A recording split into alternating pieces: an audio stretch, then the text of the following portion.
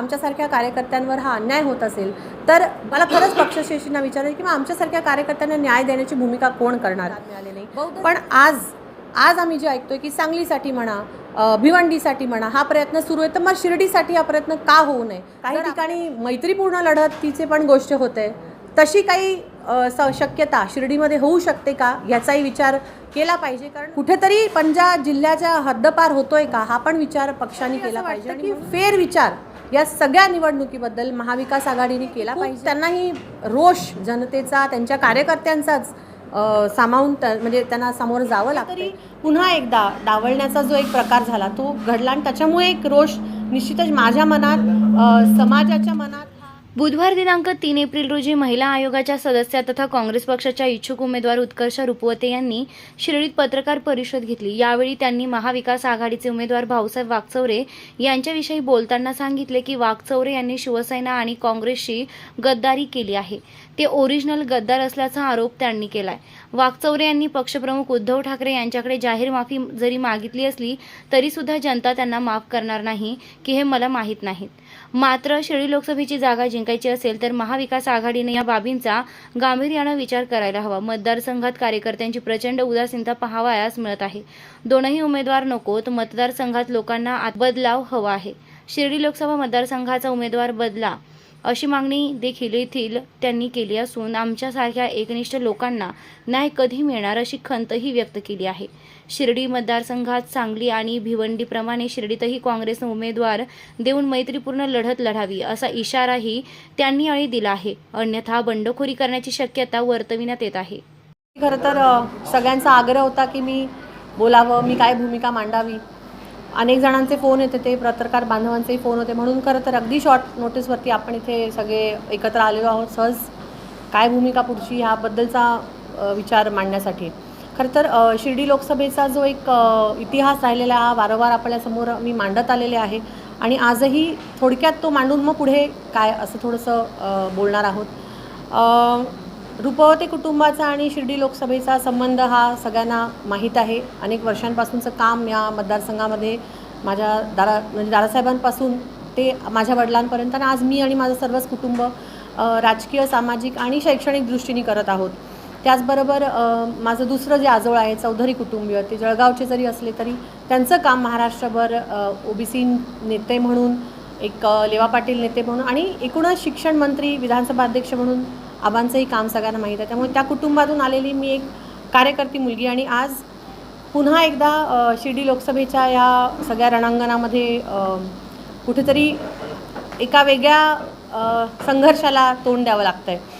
खरं तर शिर्डी लोकसभा ही जेव्हा 2008 साली राखीव झाली तेव्हा नव्याने आमचा अकोले तालुका त्याला जोडला गेला आणि म्हणून आमचा संबंध या लोकसभेशी तसा त्या दृष्टिकोनातून आला आणि राखीव झाल्यामुळे कुटुंबाचं इथे काम असल्यामुळे त्या सगळ्या याच्यामध्ये माझे वडील दिवंगत प्रेमानंद रुपवते यांनी भूमिका घेतली आणि काँग्रेस पक्षाकडे वर्षानुवर्ष आम्ही काँग्रेस पक्ष म्हणजे आज तिसरी पिढी माझी खरं तर काँग्रेस पक्षामध्ये काम करते। या निमित्ताने आम्ही ती उमेदवारी मागितली। 2009मध्ये ती उमेदवारी नाकारली गेली आणि प्रचंड रोष त्यावेळेसही एकूणच मतदारसंघामध्ये झाला आणि लोकांच्या आग्रहास्तव मग वडिलांनी ती भूमिका घेतली आणि आम्ही अपक्ष निवडणूक लढलो, हारलो, पण पक्षासाठी सातत्याने त्याच्यानंतरही काम करत आलो। म्हणजे मला आठवतं की 2009ची जी निवडणूक होती त्याची आम्ही लोकसभा आल्यानंतर विधानसभेसाठी जोमाने परत आम्ही काँग्रेस पक्षासाठी 6ही मतदारसंघामध्ये काम केलं। त्या सगळ्या पार्श्वभूमीवरती आज जेव्हा शिर्डी लोकसभेचं आपण समीकरण बघतो तेव्हा वारंवार आम्ही महाविकास आघाडीला आणि सगळ्याच घटक पक्षांना हे सांगत होतो की इथे तुम्ही उमेदवार नवीन द्या।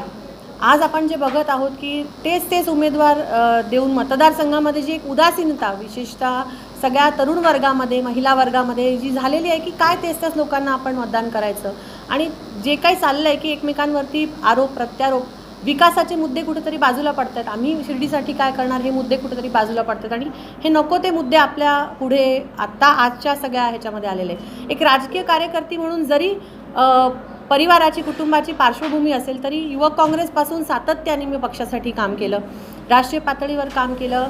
कन्याकुमारी ते केरळ ते कन्याकुमारी ते काश्मीर सगळ्या राज्यांमध्ये आम्ही जिथे कुठे युवक काँग्रेसची संघटना तिथे आम्ही स्वबळावर जाऊन काम करत होतो। एक पैसा पक्षाकडून कधी आम्ही अपेक्षा न करता हे सगळं काम केलं. त्याच्यानंतर राज्य महिला आयोगावरती पक्षाने काम करण्याची संधी दिली. आजही मी त्या पदावर काम करत आहे. जनसुनावण्या असतील, लोकांचे प्रश्न असतील, महिलांचे प्रश्न असतील, प्रत्येक केसमध्ये आम्ही पर्सनल इंटरेस्ट घेऊन काम करतो. म्हणजे जिथे जिथे पक्षाने संधी दिली तिथे काम करण्याचंही, त्याचा रिझल्ट देण्याचंही काम आम्ही केलं. पण सातत्याने असं दिसलं की कुठेतरी पुन्हा एकदा डावलण्याचा जो एक प्रकार झाला तो घडला आणि त्याच्यामुळे एक रोष निश्चितच माझ्या मनात, समाजाच्या मनात हा निर्माण झालेला आहे. एकूणच बघता जे काही सध्या ह्या मतदारसंघाचं वातावरण आहे त्याच्यामध्ये काँग्रेसचा जो एक बलाबल ह्या मतदारसंघात होता. वारंवार आम्ही ते सांगत होतो की विधिमंडळ काँग्रेस पक्षाचे नेते आदरणीय बाळासाहेब थोरात इथे मतदारसंघामध्ये त्यांचा खूप मोठा प्रभाव आहे. श्रीरामपूरची जागा काँग्रेसची आहे. असे 2 चांगले मतदारसंघ काँग्रेसचे असतानाही महाविकास आघाडीच्या जागा वाटपामध्ये तो मतदारसंघ शिवसेनेला गेला आणि तिथून भाऊसाहेब वागचोरे यांना उमेदवारी दिली गेली. आता उमेदवार जे आहेत त्यांच्याबद्दलही बोलायचं झालं तर त्यांची काय पार्श्वभूमी हे मी वेगळ्याने सांगायची गरज नाही. खूपदा मतदारसंघामध्ये पक्ष बदलून, भूमिका बदलून उमेदवार ते पुन्हा एकदा आता रणांगणात उतरले आणि मी ऐकते की खूप त्यांनाही रोष जनतेचा, त्यांच्या कार्यकर्त्यांचाच सामावून म्हणजे त्यांना सामोरं जावं लागतंय. तर ह्या सगळ्या पार्श्वभूमीवर दुसऱ्या महायुतीकडून जे उमेदवार आले त्यांचंही तेच की 10 वर्ष सलग मतदारसंघाने निवडून दिल्यानंतरही कामं किती झाली यापेक्षा आज 5 वर्षाआधी, 10 वर्षाआधी जो उमेदवार होता त्यांनी काय घोटाळे केले याच्याबद्दल बोलण्यामध्ये जास्त रस त्या उमेदवाराला. म्हणजे कुठेतरी विकास, शिर्डीचे प्रश्न, युवकांचे प्रश्न, महिलांचे प्रश्न, शेतकऱ्यांचे प्रश्न हे मागे पडत आहेत आणि ह्यांच्या सगळ्यांच्या ज्या कुरघोड्या आहेत ह्या पुढे येत आहेत. त्यामुळे कुठेतरी असं वाटतं की फेरविचार या सगळ्या निवडणुकीबद्दल महाविकास आघाडीने केला पाहिजे. जी काही चांगले दिवस महाविकास आघाडीसाठी आज ह्या मतदारसंघामध्ये आहेत त्या सगळ्या गोष्टींना बघता काँग्रेसचं जे प्राबल्य या मतदारसंघामध्ये, या जिल्ह्यामध्ये राहिले. आज जर आपण बघितलं तर ह्या जिल्ह्यामध्ये 12 विधानसभेच्या जागा आहेत. त्याच्या फक्त 2 ठिकाणी काँग्रेस इथे आहे. कुठेतरी पंजा जिल्ह्याच्या हद्दपार होतोय का हा पण विचार पक्षाने केला पाहिजे आणि म्हणूनच आग्रहाची पुन्हा एकदा विनंती राहणार एक पक्षाचा कार्यकर्ता म्हणून की फेरविचार याच्याबद्दल व्हावा. बऱ्याच ठिकाणी आम्ही ऐकतोय की जे काही एकूणच राजकीय समीकरण आज महाराष्ट्रात आहे, काही ठिकाणी मैत्रीपूर्ण लढतीचे पण गोष्ट होते. तशी काही शक्यता शिर्डीमध्ये होऊ शकते का याचाही विचार केला पाहिजे. कारण तिसरा उमेदवार जो येईल किंवा तिसरा जो ऑप्शन मिळेल हा खरं तर लोकांना आज मतदारसंघामध्ये हवा आहे आणि तशी काही समीकरणं ही महाविकास आघाडीच्या माध्यमातून, काँग्रेस पक्षाच्या माध्यमातून होऊ शकतात का हा खरं तर पक्षश्रेष्ठींकडे माझा एक आग्रह निश्चितच राहणार आहे. दुसरा एक मुख्य मुद्दा याच्यामध्ये जो आहे की ज्या मतांमुळे खरं तर हा मतदारसंघ राखीव झाला ती म्हणजे अनुसूचित जातीची मतं. त्या मतांमध्ये सर्वात जास्त जो भाग आहे तो आहे बौद्ध मतदारांचा. 2.5-3 लाखाच्या वर इथे बौद्ध मतदार असूनही मागच्या 3ही पंचवार्षिकला संधी न मिळाल्यामुळे निश्चितच त्या मतदारांमध्ये पण एक वेगळा रोष आहे आणि त्याच्यामुळे त्या समाजाला प्रतिनिधित्व मिळावं आणि ती अपेक्षा महाविकास आघाडीकडूनच असू शकते. ती अपेक्षा अजूनही त्यांची आहे. त्यामुळे एकतर मैत्रीपूर्ण लढत, फेरविचार ह्याच्याबद्दल निश्चितच महाविकास आघाडीने विचार केला पाहिजे असं मला वाटतं. या सगळ्या प्रक्रियेमध्ये एक उमेदवार म्हणून किंवा एक पक्षाची कार्यकर्ती म्हणून सातत्याने गेल्या कितीतरी वर्षांपासून लोकांच्या सगळ्या प्रश्नांसाठी लोकांच्या मध्ये राहण्याचा प्रयत्न मी कार्यकर्ती म्हणून केला. पक्षाकडे आग्रह करत राहिलो की हा मतदारसंघ तुम्ही मागून घ्या. निश्चित त्या सगळ्या प्रक्रियेमध्ये विधिमंडळ काँग्रेस पक्षाचे नेते बाळासाहेब थोरात यांनी प्रयत्न केले पण कुठेतरी प्रयत्न यश आला नाही.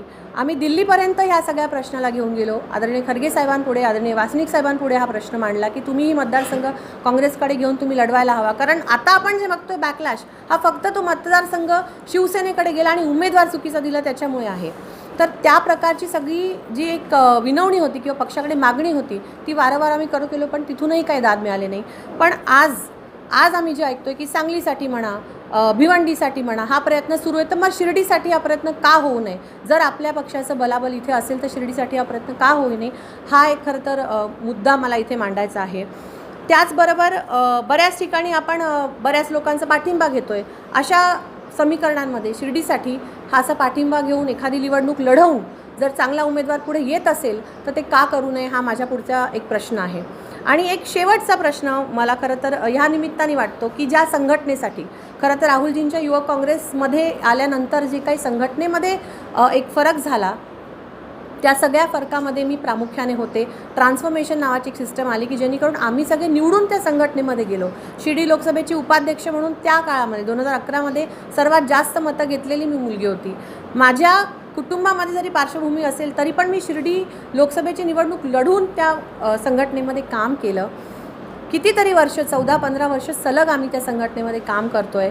आज जेव्हा आमच्यासारख्या कार्यकर्त्यांवर हा अन्याय होत असेल तर भारत न्याय यात्रा आज काँग्रेसची संपली, त्याची संपुष्टात आली. मला खरंच पक्षश्रेष्ठींना विचारायचं की मग आमच्यासारख्या कार्यकर्त्यांना न्याय देण्याची भूमिका कोण करणार, बौद्ध समाजाला न्याय देण्याची भूमिका कोण करणार, आणि जी कुटुंब काँग्रेससोबत सातत्याने राहिली, काँग्रेसच्या सगळ्या वाईट काळामध्ये चांगल्या काळामध्ये राहिली, त्यांना न्याय देण्याचं काम या ठिकाणी कोण करणार, असाही प्रश्न ह्या निमित्ताने मी खरं तर विचारू इच्छिते. त्यामुळे प्रामुख्याने आज हा इथे मुद्दा मी मांडत आहे की जसं आज राज्यामध्ये ज्या ठिकाणी जागा निवडून येऊ शकतात महाविकास आघाडीच्या, त्या ठिकाणी आपण मैत्रीपूर्ण लढत म्हणत आहात, आपण पाठिंबे घेऊन लढत म्हणत आहात, तर मग शिर्डीसारख्या ठिकाणी की जिथे उमेदवार चुकीचा दिल्यामुळे आपली जागा कुठेतरी धोक्यात येते, तिथे आपण अशी एखादी मैत्रीपूर्ण लढत देण्यासाठी प्रयत्न करावा, असं खरं तर मी माझ्या पक्षाकडे आणि महाविकास आघाडीच्या सगळ्या नेत्यांपुढे आज माझं हे एक म्हणणं मांडत आहे. एकूणच सगळी परिस्थिती बघता मोदी लाट आहे की नाही, दुसरं काय होईल, हा सगळ्याचा सारासार विचार करता शिर्डीचा मतदार हा फार वेगळ्या पद्धतीने विचार करतो. नेहमीच संविधान आणि संविधानाच्या बाजूने उभे राहिलेले हे सगळे मतदार आहेत आणि त्यामुळे या पुढच्या प्रवासातही तशी संधी त्या मतदारांना मिळावी, एक चांगला ऑप्शन त्या मतदारांपुढे जावा, यासाठी एक सकारात्मक विचार मला वाटतं या निमित्तानं झाला पाहिजे. ही माझी भूमिका मी इथे प्रामुख्याने मांडत आहे, कार्यकर्ती म्हणून मांडत आहे आणि त्याच्याबद्दल एक विचार झाला तर या पुढच्या काळामध्ये नक्कीच एक चांगला उमेदवार शिर्डीतून निवडून जाईल. फक्त हा मतदारसंघ राखीव असल्यामुळे जर ही उदासीनता सगळ्या पक्षांमध्ये असेल तर मला वाटतं हे कुठेतरी फार चुकीचा संदेश एकूणच सगळ्या समाजामध्ये जातो आहे. त्यामुळे ह्या गोष्टीचा एक विचार व्हावा आणि मैत्रीपूर्ण लढत जर होऊ शकत असेल शिर्डी लोकसभा मतदारसंघामध्ये तर त्याच्याबद्दलची भूमिका काँग्रेस पक्षाने प्रामुख्याने घ्यावी, असं माझं या ठिकाणी प्रामुख्याने म्हणणं आहे. प्रतिनिधी प्रशांत अग्रवालसह सुवर्णा ताकटे, साई न्यूज, शिर्डी. नामदार राधाकृष्णजी विखे पाटील आणि खासदार डॉक्टर सुजय विखे पाटील यांच्या मार्गदर्शनाखाली एअरपोर्ट रोड लगत शिर्डी हद्दीत साईच्या ग्रुपच्या माध्यमातून रामनगरीचा भव्य प्रोजेक्ट. वैशिष्ट्ये: शिर्डी एअरपोर्ट रोड लगत बस स्टॉप, शाळा, बँक 5 मिनिटांच्या अंतरावर, ड्रेनेज व स्ट्रीट लाईट, प्लॉटमध्ये प्रशस्त श्री राम मंदिर, साई समाधी मंदिरापासून 10 मिनिटांच्या अंतरावर, MSAB पोल कनेक्शन, 20 फुटी अंतर्गत रस्ता व दोन्ही कडेने सुशोभित झाडे, रहिवाशांसाठी अनुकूल. शिर्डी नांदुर्गे शिवरस्ता लगत साई परिक्रमा मार्गालगत प्लॉट लगत 18 मीटर प्रस्तावित रस्ता. तर त्वरा करा, आजच आपला प्लॉट बुक करा. बुकिंगसाठी संपर्क करा श्री गणेश तोरडमल 99 21 21 95 61, श्री शुभम वेणुनाथ गोंदकर 97 67 06 66 85.